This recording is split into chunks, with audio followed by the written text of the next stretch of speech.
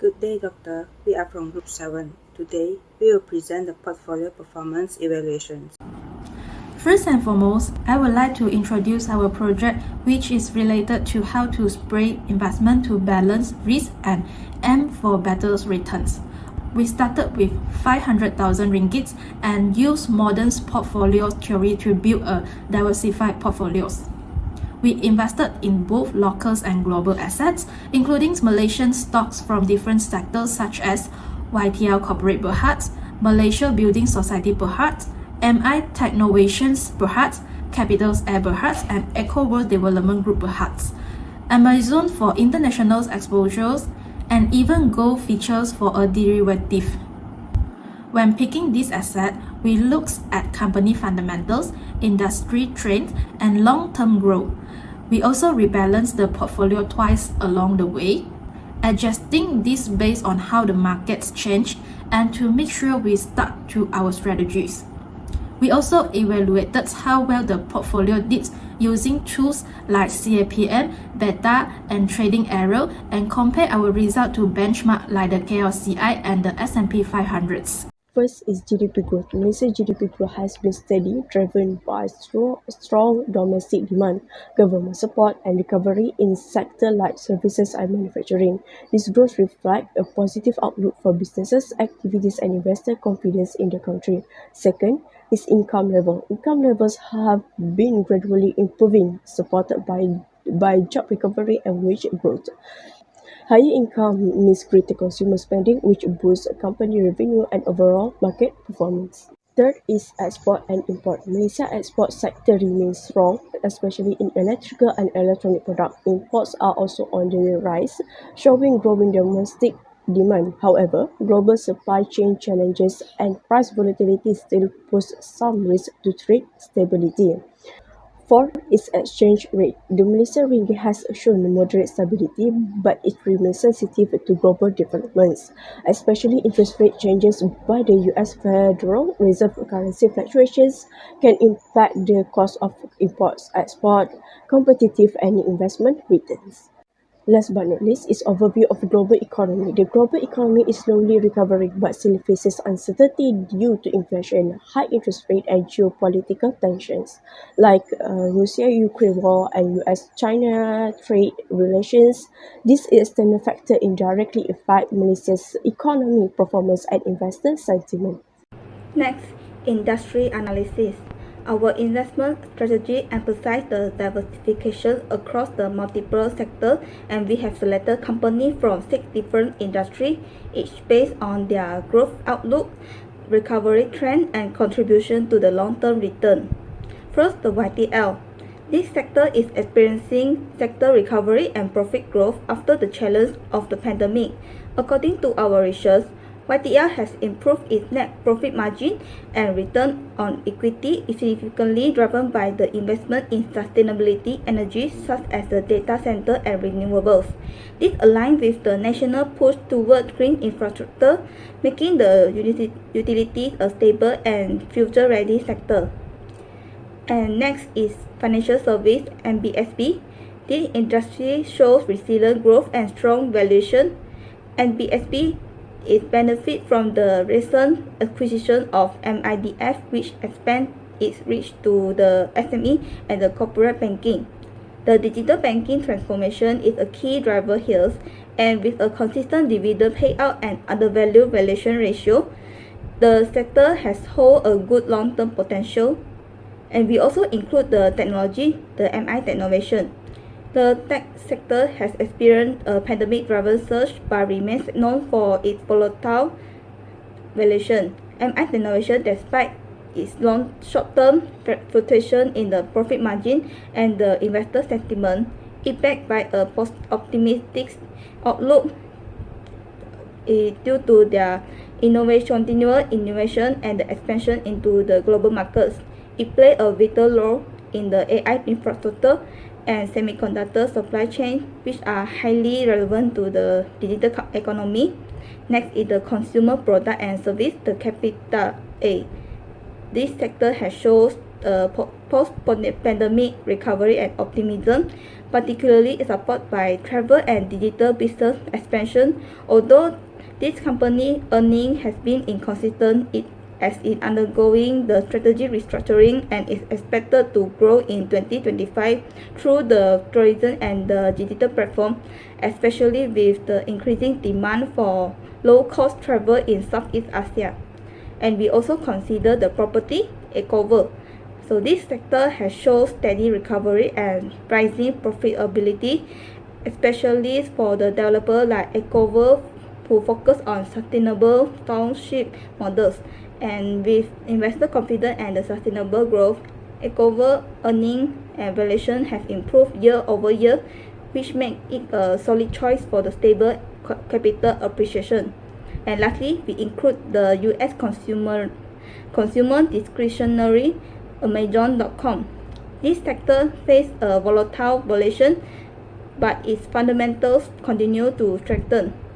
Amazon has rebounded well post the 2022 with a strong earning and operational strength. It focused on the AI and tech integration such as the logistics and retail, which support the future growth, but also giving our portfolio international exposure and the hedge against the currency risks. First, YTL Corporation Berhad was selected due to its compelling recovery trajectory and diversified business model, which spans utilities, construction, and emerging sectors like data centers and renewable energy.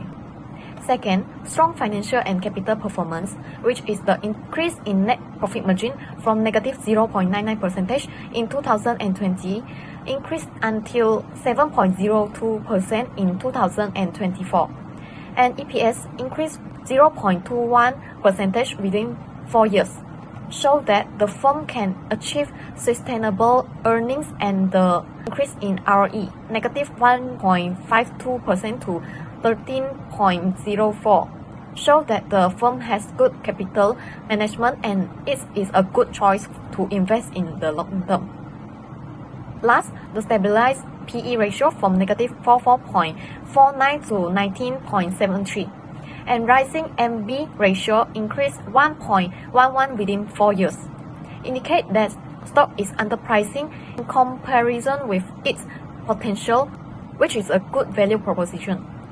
Also, the strategy direction of YTL in development of the infrastructure in Malaysia and internationalization is consistent with the economy trends, creating stability and growth potential, which is a reason why it should be included in our portfolio. The primary reason for choosing MBSP is the strategic acquisition of MIDF in July 2023, which expands MBSP into a more financially resilient financial service group. The combination of its capital base and assets greatly strengthens its balance sheet and competitive position. Second, through its merging, giving MBSP access to new customer segments and will diversify its product offer in terms of consumer, commercial, SME, corporation, and investment bank, with an extensive branch network all over the country and with a stronger digital function. Lastly, the consistent dividends and solid returns demonstrate its commitment to rewarding shareholders over the long term. Its reliability not only instills confidence in current investors but also makes the stock attractive to those seeking steady income and financial stability. For fundamental part, first, peak profitability in 2022, MBSP reached its higher net profit margin of 49.8% in this year, showing case strong efficiency and standout performance in turning revenue into profit. Next, EPS recovered in 2024. Although there are a decline in the level of earnings per share in 2023, but the recovery in 2024, which is the 0.18, brings a positive sign in relation to the level of improvement in the understanding of the earning performance. Last, investor confidence increased steadily. A rising ROE from 9.75% increased to 15.28%, and a slight increase in PE ratio suggests that the investors are gaining trust in MBSP growth prospect and long-term stability. Now, I will talk about MI Technovation Berhad, a company in the technology sector that focuses on semiconductor and automation solution. This stock was chosen because the company operates in a globally growing industry and has a stable revenue base. Despite recent challenges, its business unit, from advanced test equipment to critical semiconductor materials, give it a strong long-term position. From the chart, we can see a decline in net profit margin, dropping from around 23.6% in 2020 to 14.7% in 2024. This suggests that while sales remain, costs have increased, resulting for lowering profitability. Interestingly, earnings per share remain fairly stable, which shows the company can maintain earnings even during margin pressure. However, return on equity declined sharply from nearly 14% in 2020 to around 5% in 2023, before a mild recovery in 2024. This shows decreasing efficiency in turning shareholders' investment into profit. Valuation-wise, both the price-to-equity ratio and market-to-book ratio dropped significantly, reflecting falling investor confidence. PE peaked in 2021, possibly driven by high expectation, but corrected downward after that. Despite this, MI's strong fundamental, R&D investment and presence in the global semiconductor supply chains support its long-term growth. Investors who seek sustainable growth rather than quick gains may still find MI is a suitable choice. Next, I will present Capital A Berhad, formerly A Asia Group. This company shifted its strategy in recent years by expanding from aviation into fintech, logistics, and digital services. It was selected for its high-risk, high-reward profile. As we can see, the company suffered major losses in 2020 and 2021 with net profit margin of negative 163% and 162.9%, which is extremely severe. ROE in 2020 was unusually high at over 400%, but this was due to a small equity base combined with large losses. This situation improved briefly in 2023, where Capital A recorded a small profit, but it didn't sustain the momentum in 2024, falling back into negative territory. Valuation ratios, such as PE and MB, remain weak and in some years negative, suggesting low investor confidence and poor financial visibility. Still, the company shows some signs of resilience. Its diversification beyond aviation through AirAsia Super App, BigPay, and Teleport Logistics open up new revenue streams. If the restructuring efforts succeed and the travel industry continue to recover, there is potential for long-term gains. Capital A fits investors who are willing to take speculative risks in exchange for possible capital appreciation, especially in a post-pandemic regional recovery. Now let's look at the reason for choosing EcoWorld. The main reason for choosing EcoWorld is strong growth and market dominance. This company has been growing steadily in the property sector and hold a leading position, which give it a clear advantage and make it a top pick for us. Supporting this, we also can see improved profit and investor confidence. The company has earned more money recently, which has built trust among investors and drawn interest to its stock. Additionally, sustainable township drive resilience by focusing on eco-friendly housing projects. Eco will stay strong during market change and appeals to environmentally conscious investors. For the fundamental analysis, we notice higher profitability and cost efficiency. The graph shows a clear upward trend in net profit margin over the years, indicating the company is earning more while managing costs effectively, which strengthens its financial position. We also can see improved shareholder return and return on equity. The return on equity has risen steadily and earnings per share have remained consistent, showing the company is delivering better value to its investor, which is a positive sign. Finally, investor confidence and valuation growth are clear. The price to earning ratio and market to book ratio have trended upward in recent years, reflecting that investors are optimistic and believe in EcoWorld's future potential as its stock value increases. The reason for choosing Amazon start with its strong recovery and resilience. After facing some difficulties, the company has bounced back impressively and adapted well to market shift, proving it can handle tough times. Next, we have consistent improving financial performance. Over the year, Amazon has steadily grown in its revenue and profit, building a reliable foundation for the future. This leads us to why it's a confident long-term investment option. With its wide range of business and initiative ideas, Amazon is set for steady growth, making it a safe choice for investor planning ahead. Now for the fundamental analysis of Amazon.com, we note that Amazon faced losses in 2022. The graph highlights a noticeable drop in net profit margin that year, likely due to higher operational costs or economic challenge. But this decline reflects a temporary hurdle in its journey to recovery. After that, financial ratios improved post-2022, with better profit margin and return on equity. The graph shows a steady recovery in these areas in the following years, indicating the company has regained efficiency and profitability, which is a promising turnaround. Finally, investor confidence remains strong. Despite the 2022 setback, the price-to-earning ratio and market-to-book ratio have stayed relatively stable and shown some improvement, suggesting that investors continue to trust Amazon's ability to grow and succeed in the long run. Now, I will talk about why we choose to include gold features in our portfolio. Gold is known as a safe haven asset, meaning when things get rough in the markets, like during COVID-19, inflation spikes, or even the war in Ukraine, gold tends to hold its value better than stock. Between 2020 and 2024, while equity markets were jumping up and down, gold gave our portfolio some much-needed stability. Plus, in Malaysia, gold also held high against the falling ringgit since it is priced in US dollars. So, by combining Malaysian stock, international equities and gold, we got a nice balance which lower overall risk, protections from inflations, and better long-term returns. Now, I'll present about a subtopic of database of portfolio that is detailed of stock. The portfolio was initiated on 2nd January 2025 with 5 Bursa Malaysia listed stock. There's Malaysia Building Society Berhad. The second is YTR Corporation. The third one is MI Technovocation. Number 4 is Capital A. And the last one is Eco Development. This stock was selected based on a fundamental analysis approach to ensure strong growth and financial health.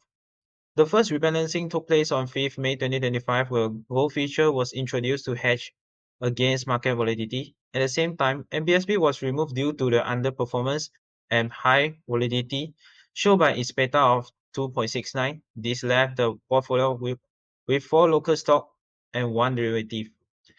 On 3rd June 2025, the second rebalancing was done to improve diversification. Amazon.com was added as the first international stock, strengthening the portfolio global exposure. The updated portfolio now includes YTL Corporation. The second is MI Technovocation. The third one is Capital A. The fourth one is Eco Development and Gold Future. And the last one is Amazon. In short, the portfolio has evolved to be more balanced and diversified, combining local equity, a hedging asset, and international exposure for better long-term performance. Next, I'll present about the return and tracking. The initial portfolio on 2nd January 2025 showed that all 5 Malaysian stocks have negative average daily return. The first is the YTL Corporation that is negative 0.4014%, and Capital is negative 0.2609%. Had the largest losses, while MBSB recorded the smallest at negative 0.0349%. The KLCI index also declined slightly at negative 0.0721%. In terms of risk, Ecoworld had the highest volatility, that is 3.3546%, making it the risky asset, while the KLCI index showed the lowest, indicating market stability. These results highlight the importance of balancing return potential with risk when constructing a portfolio. For the coming is the first rebalancing. After the first rebalancing on 5th May 2025, more equity remained negative with YTL Corporation and Capital A showing the biggest losses. Gold newly added was the only asset was a positive return, that is 0.0383%, Reinforcing its role as a defensive asset, volatility stay high for YTL, MI Technolocation, and Capital A. While gold show moderate risk and KLCI remain the most stable, overall goals help reduce portfolio risk and cushions against equity losses. And the last is the second rebalancing. In the second rebalancing of 3rd June 2025, Amazon.com was added, positively impacting the portfolio. YTL rebounding strongly 1.1011%, while Amazon and MI Technolocation also show solid gains. Capital remain the weakness performance that is negative 0.2899%, but most assets including gold and KLCI recorded slightly gain. Gold and KLCI remain the most stable, and the addition of Amazon further enhanced portfolio diversification and overall performance. Coming next, I'll present the correlation analysis. So let's start with the initial portfolio correlation. The five Malaysian stock MBSB, YTL, MI Technolocation, Capital A, and Ecoworld show weak to moderate inter-stock correlations. The stronger relationship was between YTL and MI Technolocation, with a correlation of 0.5307, suggesting a moderate, a strong cool movement. On the other hand, Capital A has the weakness correlation, especially with Ecoworld and MBSB. This low correlation make Capital A a good diversifying asset within the portfolio. As for market alignment, YTI and NI allocation have relative higher correlation with the KLCI index, while Capital A and MBSB show weaker market relationships. Overall, the portfolio achieved a balance between market aligned stock and independent performing, contribute to a sound diversification and risk control. For next is the first rebalancing. Follow the first rebalancing, goals was added to the portfolio and its impact was significant. Several assets begin to show negative correlation. For instance, MI Technolocation became negatively correlated with YTN and Capital A, enhancing its value for diversification. Gold in particular had negative correlation with all assets, especially EcoWorld and the KLCI, making it an excellent hedge against both liquidity-specific and market-wise risks. Capital A continued to show a minimal correlation with the other stock, reinforcing its position as a diversifying element. In summary, this version of the portfolio has overall weaker and more negative correlation, with its clear sign of improved diversification and reduced systematic risk. And the last is the second rebalancing. In the second rebalancing, Amazon.com was added to the portfolio. Amazon introduced strong negative correlation with many of local assets, especially MI Technolocation, with a correlation of negative 0.5423. This inverse relationship provided significant global diversification. Gold maintaining its role as a defensive asset, showing consistently low and negative correlation, including negative 0.2173 with capital A. However, one area of concern was the increased positive correlation between anti-identification and equal at 0.6193, which may introduce some concentration risk. YTL Corporation remained moderate correlated with most assets, with capital A continue its trend of being largely uncorrelated, making it a consistent diversifying. Finally, the KLCI index showed the moderate correlation with most Malaysian stock but remain uncorrelated with Amazon, reinforcing the independence Amazon bring to the portfolio. Overall, the inclusion of portfolio Amazon and Gold significantly enhanced portfolio diversification by reducing correlation across the asset. Furthermore, I'll present about the beta cap and the covariance. So for the first is the initial portfolio. The initial portfolio covariance analysis show that the MBSP has strong co-movement with MI Technolocation and the KLCI, reducing in diversification benefit. YTI and MI Technolocation also show moderate covariance with each other, and the markers indicating sensitivity to broader trends. In contrast, Capital A has very low covariance with most stock, especially EcoWorld and YTL, making it a strong diversifying. EcoWorld also show low covariance overall, reinforcing its role in diversification. Overall, while some assets move together, Capital A and EcoWorld offer clear diversification potential. Come to the next is the cap analysis.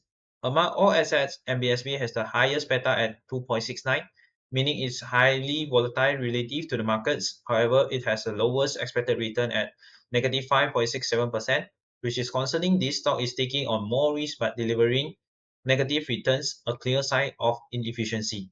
In contrast, EcoWorld has the lowest beta at 0.637, showing a lower sensitivity, yet it has a positive cap returns at 2.03%. This implies efficient performance with relative low risk. YTL Corporation and Capital A also show positive caps returns that is 0.87% and 1.28% respectively, while maintaining lower beta value, suggesting they offer decent returns without high exposure to the market's volatility. Meanwhile, MI Televocation present a worry profile that is a high beta of 1.87, but a negative returns of negative 2.94%. This again highlight a case underperformance where more risk does not result in better compensation. Next is the first rebalancing. In the first rebalancing on the 5th May 2025, gold was added to the portfolio, improving diversification. YTL remained positively congruent with most assets, especially the KLCI, showing it tracks market trends. However, it has a negative correlation with MI Televocation offering diversification benefits. MI Televocation and Capital A also show negative correlations with each other and with gold, helping to reduce risk. Gold stand out with negative correlations against most assets, especially Capital A and KLCI, reinforcing its role as a hedge. EcoWorld continue to show low covariance, indicating stable and independent performance. Overall, the portfolio become more diversified, mainly due to the inclusion of gold. Now moving to the caps analysis, surprisingly gold despite has a negative beta of negative 0.7287 produced the highest caps return of 5.68%. This inverse relationship if the market confirms its effectiveness at a hedge and strong performance during market downtrends.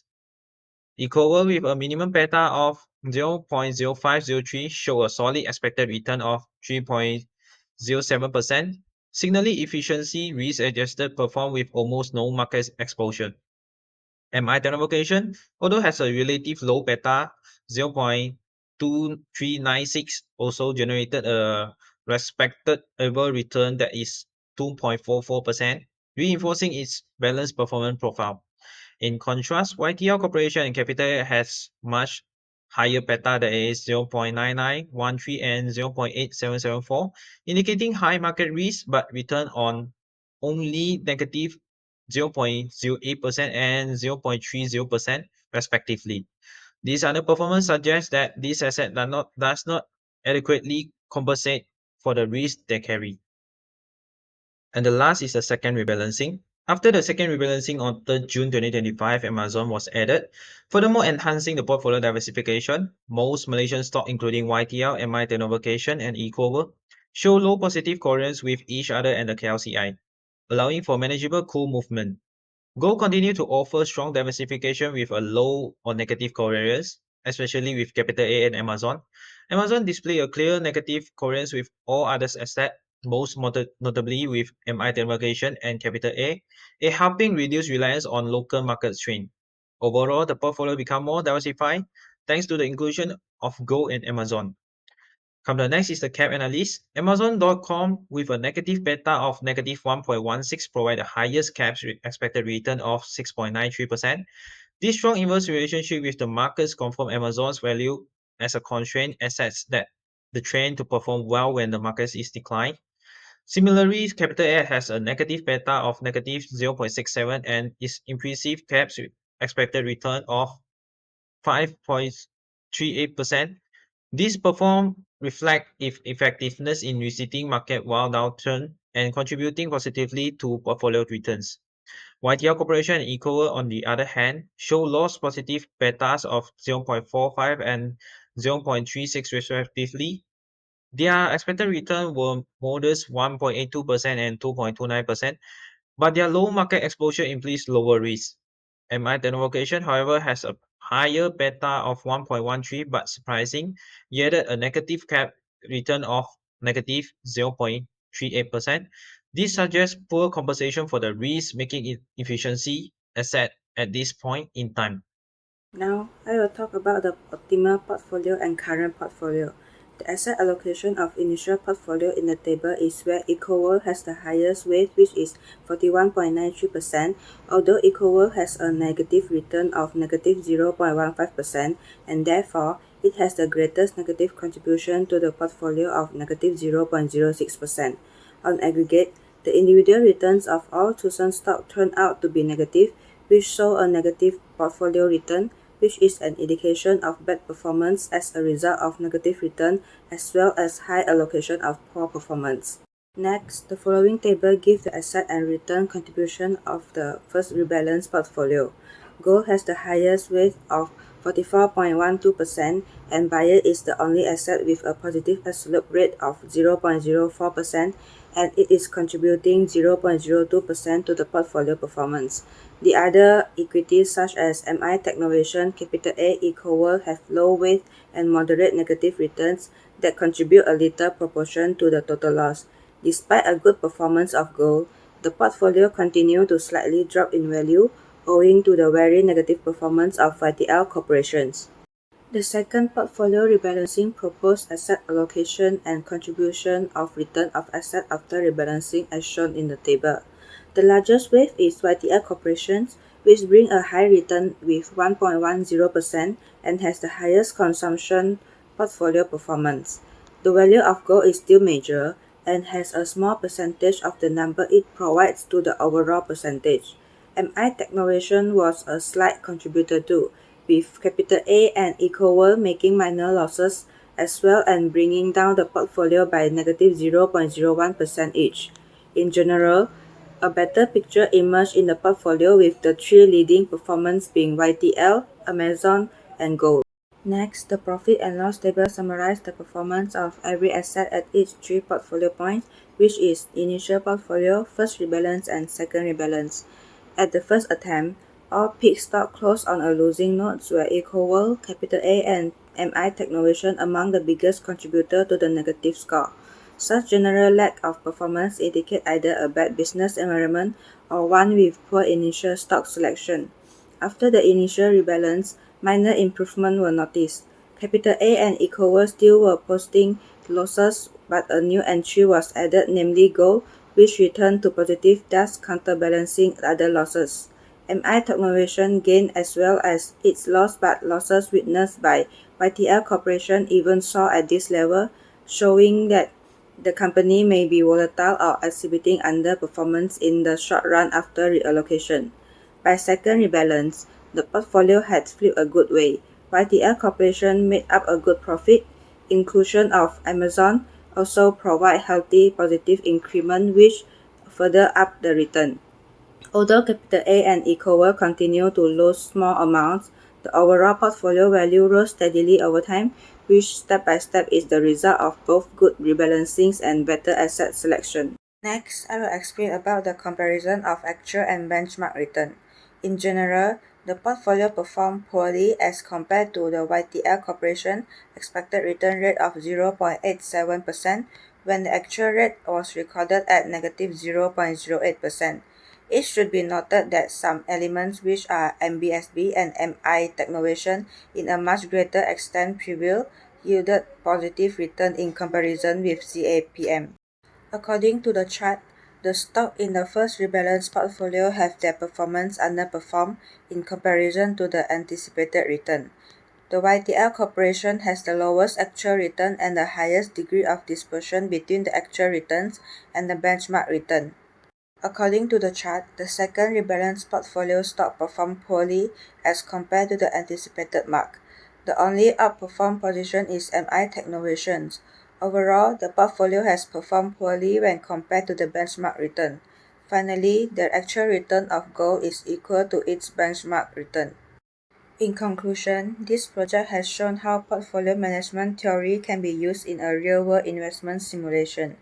We were able to use important financial ideas like modern portfolio theories, risk return optimizations, and rebalancing strategies by putting together a diverse portfolio of Malaysian stock, international stock, and commodity-based derivatives like gold futures. Two rebalancing stage improved diversifications and reduced risk.